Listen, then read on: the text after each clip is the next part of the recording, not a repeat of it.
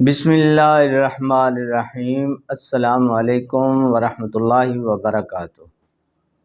میں ہوں حکیم قاری محمد صفدر اعظمی۔ آپ میرا یوٹیوب چینل دیکھ رہے ہیں۔ امید ہے اللہ رب العالمین کے کرم سے آپ سب خیریت سے ہوں گے۔ اللہ کریم ہم سب کے حال پہ رحم فرمائے، کرم فرمائے، آمین ثم آمین۔ اب جو آپ حضرات کے لیے میں نسخہ لایا ہوں، نہایت آسان اور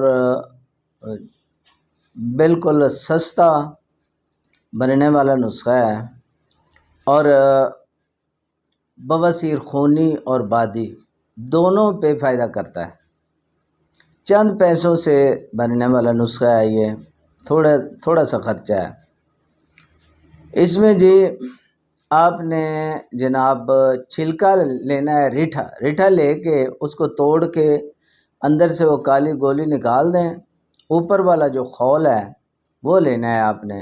10 تولے لے لیں چھلکا ریٹھا، اس کو تھوڑا تھوڑا کوٹ کے 2 کلو گائے کا دودھ اس میں بھگو کے رکھ دیں۔ بس اتنا کام کرنا ہے، یہ سوکھ جائے گا۔ اب گرمیاں ہیں، بہت جلدی سوکھ جائے گا۔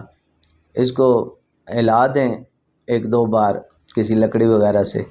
جب سوکھ جائے، سوکھنے پہ آئے تو اس کو کوٹیں اچھی طرح۔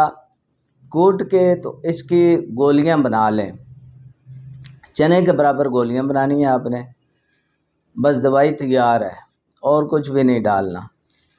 ایک گولی صبح، دوپہر، شام 3 ٹائم آپ نے کھانی ہے، گائے کے دودھ کے ساتھ، صبح، دوپہر، شام۔